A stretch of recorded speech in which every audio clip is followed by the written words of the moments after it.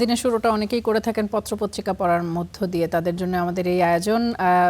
সর্বাধিক দৈনিক পঠিত যে পত্রপত্রিকাগুলো রয়েছে তাতে কি কি শিরোনাম স্থান পেয়েছে সেই খবরাখবর আমাদেরকে জানাবেন আমিরুল আলিফ। ধন্যবাদ তামান্না আপনাকে। যেমনটি আসলে বলছিলেন, দিনের শুরুটা অনেকেই করে থাকে পত্রপত্রিকার পাতায় চোখ বুলিয়ে, এবং সেই জায়গায় আমরা আসলে প্রতিদিনই গুড মর্নিং বাংলাদেশে দেখানোর চেষ্টা করি ঠিক দেশের প্রধান প্রধান যে পত্রপত্রিকাগুলো রয়েছে, দৈনিকগুলো রয়েছে, সেগুলোর শিরোনামে কি রয়েছে এবং প্রথম পাতায় কি কি শিরোনাম রয়েছে তা নিয়ে আমরা আলোচনা করি। তারই ধারাবাহিকতায় আজ প্রথমে আমরা শুরু করতে চাই দৈনিক প্রথম আলো দিয়ে। দৈনিক প্রথম আলোর প্রথম যে শিরোনামটি রয়েছে সেটি হচ্ছে করিডর বিবেচনায় চূড়ান্ত সিদ্ধান্ত হয়নি। অর্থাৎ প্রধানমন্ত্রী তারেক রহমান চীন সফর থেকে আসার পর থেকেই সবচেয়ে আলোচিত চর্চিত যে বিষয়টি সেটি হচ্ছে এই যে চীন সফর হলো, সেই চীন সফরে চীনের পক্ষ থেকে একটি প্রস্তাবনা দেওয়া হয়েছে। অর্থাৎ বাংলাদেশ মিয়ানমারকে করিডর হিসেবে ব্যবহার করে বাংলাদেশ এবং চীনের মধ্যে দিয়ে যে আলোচনা বা চলাচল সেটি নিয়ে আলোচনা হয়েছে। এই আলোচনার জায়গা থেকে যে বিষয়টি নিয়ে আসলে চিন্তার বিষয় কিংবা যে বিষয়টি নিয়ে বিরোধী দলদের পক্ষ থেকে বলা হচ্ছে যে এই জায়গায় আসলে বাংলাদেশ ঠিক কতখানি সুবিধা পাবে, কিংবা এটিকে একচেটিয়া চীনকে সহযোগিতা দেওয়া হচ্ছে কিনা, কিংবা অনেকে এমন সংখ্যাও জানাচ্ছেন যে ভারত নির্ভর বলয় থেকে বের হয়ে কি চীনের প্রতি অধিক নির্ভরশীলতা হচ্ছে কিনা। তবে সেই জায়গায় আসলে আশার বাণী শোনানো হচ্ছে সরকারের পক্ষ থেকে, এবং যেমনটি আসলে এখানে বলা হয়েছে যে বিভিন্ন বিষয় নিয়ে যে আলোচনা হয়েছে সেগুলো নিয়ে একটি প্রতিবেদন এখানে তুলে ধরা হয়েছে, এবং সেই প্রতিবেদনে এই যে চীন সফর থেকে যে বিষয়গুলো নিয়ে কথা হয়েছে, 17টির মতো চুক্তি স্বাক্ষর হয়েছে এবং 13টির মতো আলাদা আলাদা বিষয় নিয়ে সেখানে কথা রয়েছে। এমনকি তিস্তা প্রকল্পেও যে মানে চীনের যে সহযোগিতার আশ্বাসটি সেটি নিয়ে এখানে কথা রয়েছে, এবং সেই সঙ্গে বাংলাদেশ এবং চীনের মধ্যবর্তী যে পররাষ্ট্র নীতি এবং সেই জায়গায় যে কূটনৈতিক সম্পর্ক, সেই সম্পর্ককে অনেক দূর এগিয়ে নিয়ে যাবে এই চীন সফর, প্রধানমন্ত্রী তারেক রহমানের চীন সফর, এমনটি কিন্তু বলা হচ্ছে পররাষ্ট্রমন্ত্রী খলিলুর রহমানের পক্ষ থেকে। এবং সেই জায়গায় আসলে এই যে চীন সফরের যে প্রভাব বাংলাদেশের অর্থনীতিতে তা কতখানি প্রভাব ফেলবে, এবং সেই জায়গায় আসলে বাংলাদেশের অর্থনীতির জন্য তা ইতিবাচক কি ভূমিকা রাখবে তা নিয়ে এখানে একটি প্রতিবেদন করা হয়েছে। তবে সেই জায়গায় আসলে কিছুটা যে শঙ্কার জায়গা নেই তা কিন্তু নয়, এবং সেই জায়গায় বাংলাদেশকে অবশ্যই সতর্ক থাকতে হবে। যেমনটি আসলে চীনের অর্থনীতি নিয়ে বলা হয়ে থাকে যে চীনের পররাষ্ট্রনীতি আধিপত্যবাদী না হলেও তাদের অর্থনীতিতে কিন্তু এমন একটি প্রবণতা রয়েছে যে সহযোগী যাদেরকে তারা আসলে সহযোগিতা দিয়ে থাকে সেই দেশগুলোর প্রতি ঋণের বোঝা চাপাতে তারা আসলে অভ্যস্ত, এবং এমনটি করে থেকে তাদের কাছ থেকে সুবিধা আদায় করে নেওয়ার একটি প্রবণতা কিন্তু চীনের অর্থনীতির মাঝে রয়েছে।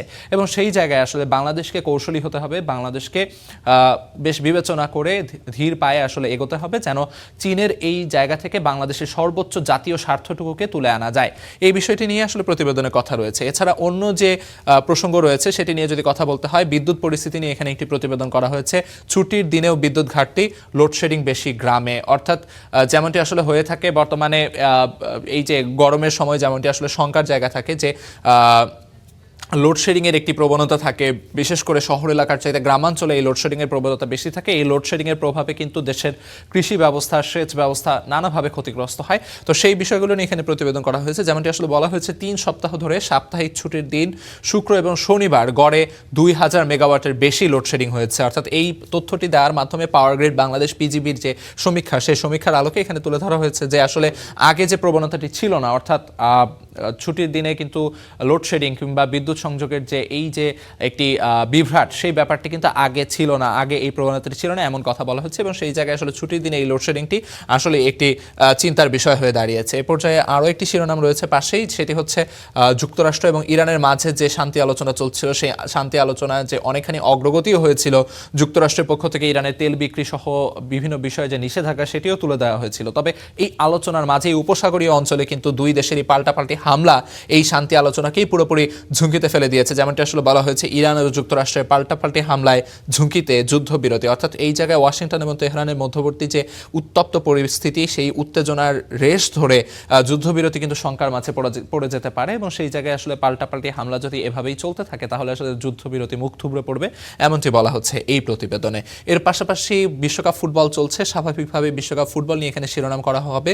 মেসি নির্ভরতার দিনে সামনে জর্ডান, অর্থাৎ যেমনটি বলা হচ্ছে হচ্ছে কিছুক্ষণের মাঝেই কিন্তু আর্জেন্টিনা বনাম জর্ডান ম্যাচ শুরু হতে যাচ্ছে। সেই ম্যাচ নিয়ে এখানে একটি আলোচনা করা হয়েছে, অর্থাৎ মেসির আর্জেন্টিনা ঠিক কতখানি নির্ভর, এবং সেই জায়গায় আসলে আর্জেন্টিনার সামনে যে প্রতিপক্ষ জর্ডান, সেই জর্ডানের বিদায় কিন্তু এরই মধ্যে নিশ্চিত হয়ে গেছে, এবং সেই জায়গায় তাদের এই নির্ভরতার জায়গা থেকেই কিন্তু লিওনেল স্ক্যালোনি, আর্জেন্টাইন মাস্টারমাইন্ড, তিনি কিন্তু চাচ্ছেন এই জায়গায় আসলে বিভিন্ন পজিশনে যে বিকল্পগুলো তার হাতে রয়েছে তাদেরকে শানিত করে নিতে, কিংবা তাদের ধার আসলে কতখানি সেটি যাচাই বাছাই করে নিতে এই ম্যাচে। কেননা এই ম্যাচে আর্জেন্টিনার সামনে সেই লাক্সারিটুকু রয়েছে, সেই বিলাসিতাটুকু দেখানোর সুযোগ রয়েছে।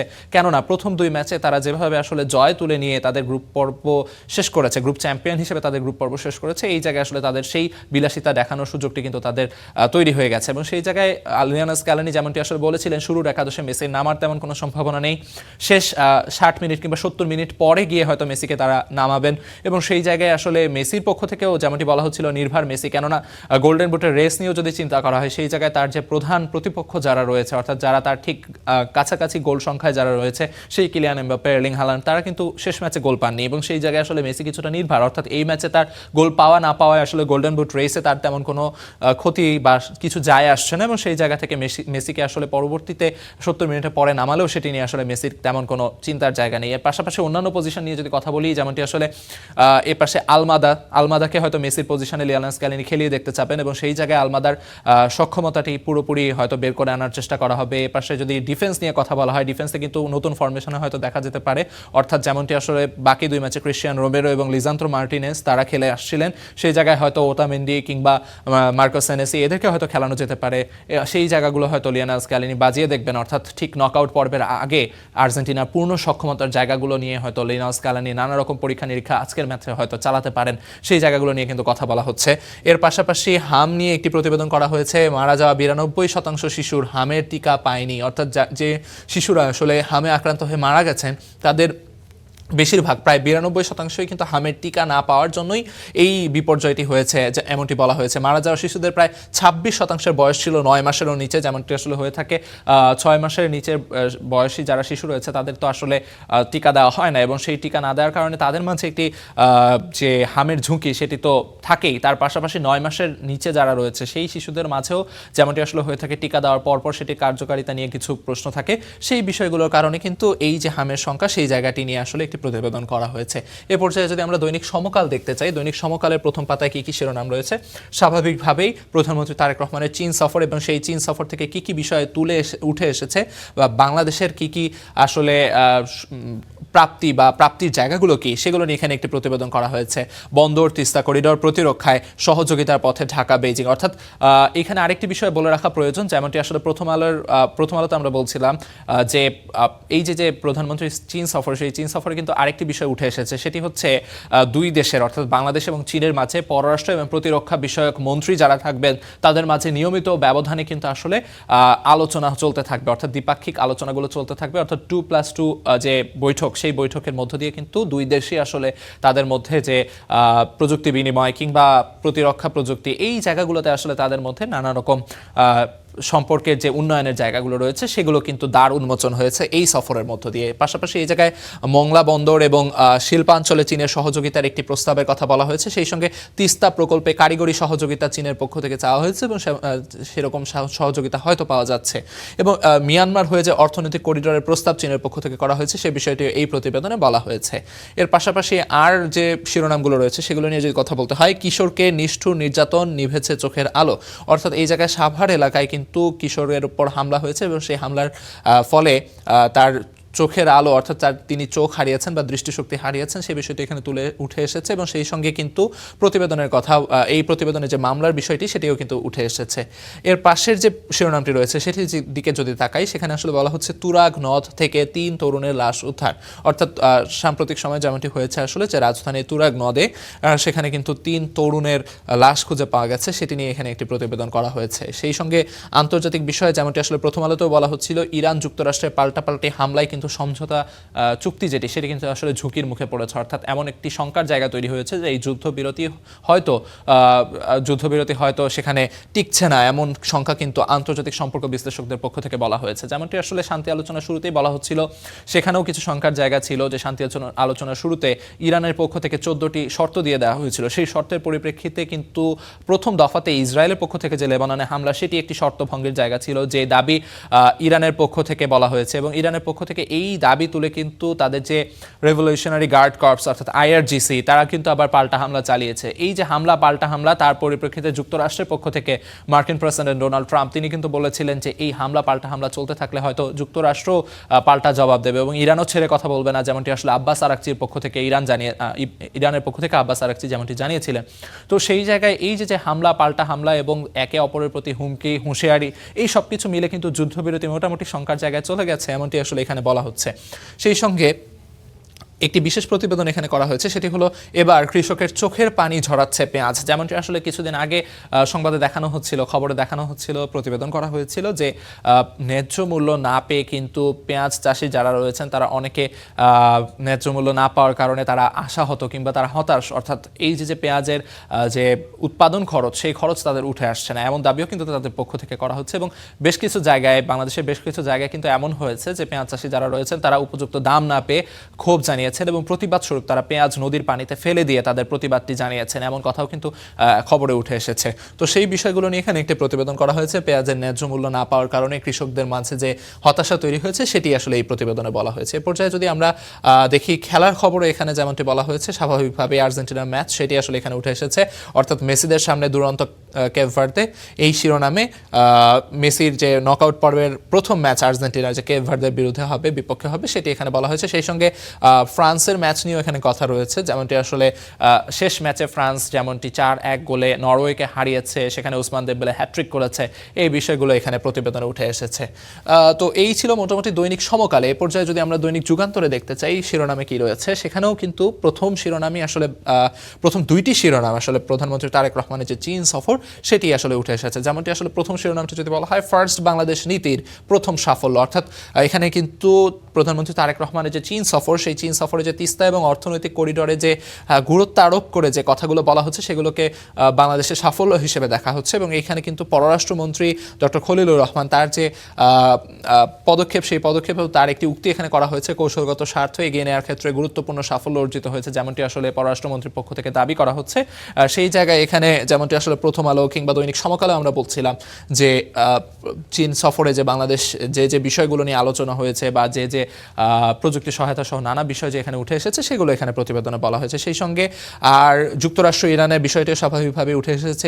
এখানে যেটি বলা হয়েছে সেটি হচ্ছে জামালপুর এবং ময়মনসিংহে নির্বাহী প্রকৌশলী পদায়ন, দুর্নীতিতে অভিযুক্তদের কাঁধে উন্নয়নের ভার, অর্থাৎ এই জায়গায় দুর্নীতির একটি বিষয় উঠে এসেছে এবং যেমনটি আসলে জামালপুর এবং ময়মনসিংহে নির্বাহী প্রকৌশলী পদায়নে যে অনিয়ম, সেই অনিয়মের বিষয়টি নিয়ে এখানে একটি প্রতিবেদন করা হয়েছে। মালয়েশিয়া এবং চীন সফরে দেশের স্বার্থ রক্ষার চেষ্টা করেছে প্রধানমন্ত্রীর, যেমনটি আসলে বলেছেন প্রধানমন্ত্রী সফর থেকে ফিরে এসে সংবাদ সম্মেলনে যে দাবিটি করেছেন, সেই দাবি নিয়ে এখানে একটি প্রতিবেদন করা হয়েছে।